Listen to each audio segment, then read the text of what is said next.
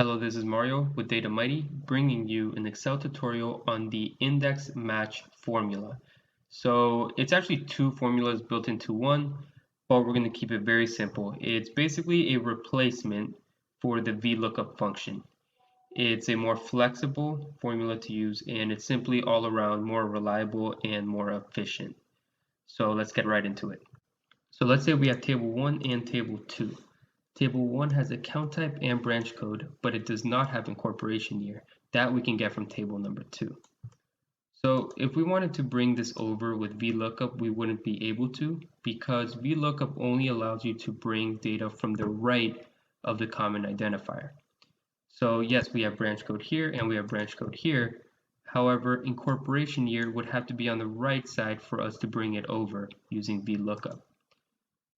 The other con from VLOOKUP is that if you start inserting columns or you start messing around with the table, the spreadsheet will start throwing errors and the VLOOKUP formula will break.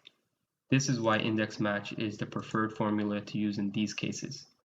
So getting into the formula itself, index match seems to be a little bit more complicated when you first look at it, but it's really just as easy as VLOOKUP. It's only composed of 3 parts. So the first part is we type index, open parentheses, and you select the column that you want to bring over. We want to bring over incorporation year, comma, and then we're going to select match, and we're going to click the common identifier from our working table.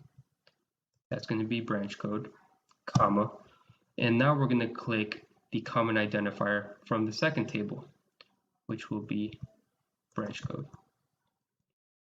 comma, and you're always going to want to click 0 because we want an exact match, and then you're going to click end parentheses, enter.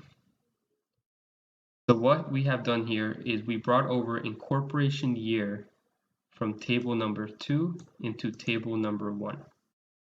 So let's review what we did.